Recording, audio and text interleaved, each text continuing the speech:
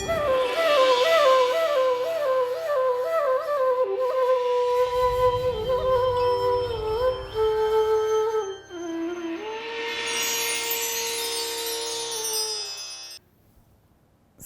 నమః.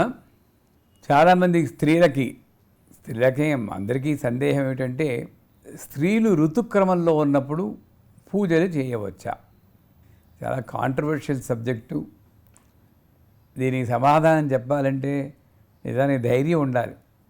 ఎందుకంటే సత్యం చెప్పేవాడు మైనారిటీ ఎప్పుడు, మిగతా విషయాలు చెప్పేవాడు మెజారిటీ.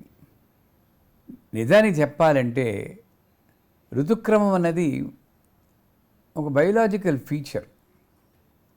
మా గురువుగారు చెప్తారు, ఆ సమయంలో నిత్యక్లిన్న అన్న దేవత ఉంటుంది ఆవిడ శరీరం మీద. అందుకే కామాఖ్య, అస్సాం కామాఖ్య దేవతకి ఏడాదిలో జూన్లోనో ఎప్పుడో వస్తుంది పండగ.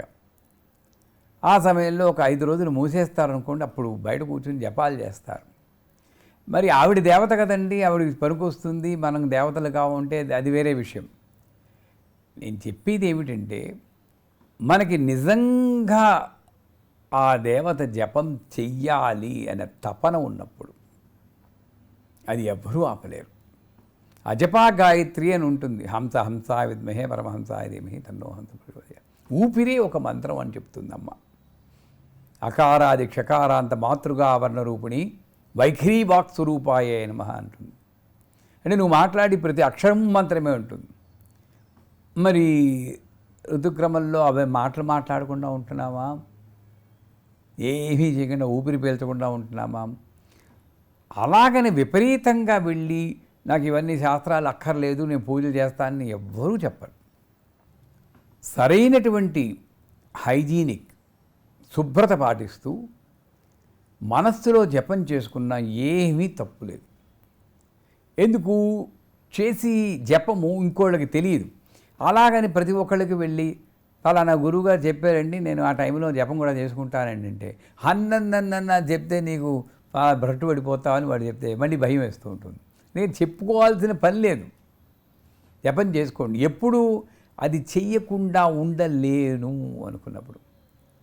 నాకు మా గురువుగారు మంత్రం ఇచ్చిన కొత్తల్లో బాత్రూంలో ఉన్నప్పుడు గుర్తొచ్చింది మంత్రం.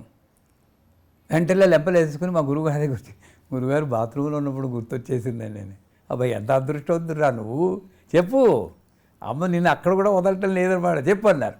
అప్పటి నుండి ఎక్కడ గుర్తొస్తే అక్కడ చెప్తాను. అదే విషయంలో ఎప్పుడు గుర్తొస్తే అప్పుడు చెప్పండి. అది ఋతుక్రమమా మామూలు క్రమమా మీకు ఆ దృష్టి ఉండకూడదు.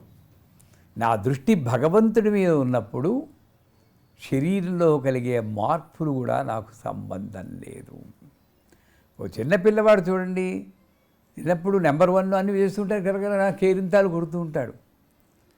వాడికి ఏం బుద్ధి లేదనుకుంటాం మనం. నిజానికి పెరిగిపోయిన మనకి బుద్ధి వక్రించింది. ఏదో ఒక రీజన్ చెప్పి భగవంతుడిని తప్పించుకోవడానికి చూస్తాం.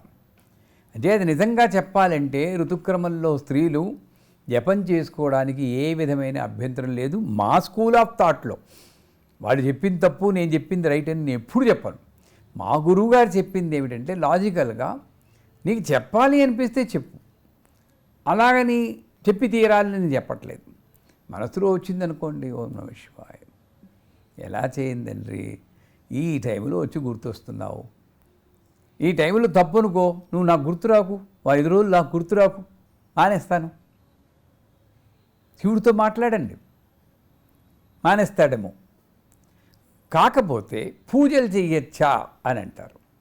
ఇప్పుడేంటి, మీరు ఒక్కరే ఉన్నారనుకోండి, అసలు ఎవరూ లేరు, మేరీ మర్జీ. ఎందుకంటే నా ఇంట్లో పూజ లేకుండా ఎలా ఉంటుందండి? చక్కగా తలారా స్నానం చేసి ఓ పసుపు కొమ్ము కొంగుని కట్టుకుని, నాకు తెలుసు మిగతా వాళ్ళందరూ నన్ను తిడతారని, అయినా సరే ధైర్యంగా చెప్తున్నాను. ముందే చెప్పాను కదండి, మైనారిటీ మేము. పసుపు కొమ్ము కొంగుని కట్టుకుని తలారా స్నానం చేయాలి. శుచిగా శుభ్రంగా మీరు ఒక్కళ్ళే ఉంటే మీ పూజ చేసుకోండి. నీ మైండ్ ఏదైనా కొంచెం డౌట్ వస్తే ఆ సమయంలో వాడి గిన్నెలు సెపరేట్గా పెట్టుకోండి, ఏదో ఒకటి చేయండి, పూజ మానకండి.